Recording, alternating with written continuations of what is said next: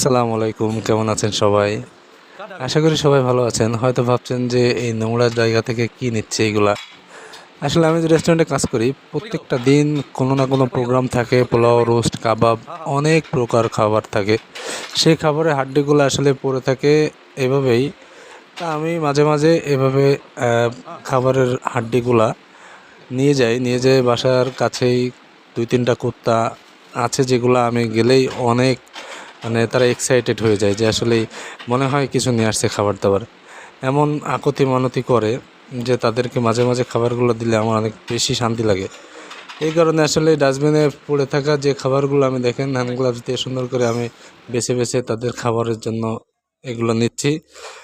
Finally আমার বাসার কাছের কুত্তাগুলো দেখতে পাচ্ছেন যে কত সুন্দর করে আসলে আমাদেরকে চাই আছে যে কখন খাবারগুলো দিবে, কখন খাবারগুলো দেবে। ধন্যবাদ সবাইকে, ভালো থাকবেন, দোয়া করবেন আমার জন্য ভালো কিছু করতে পারি। আসসালামু আলাইকুম।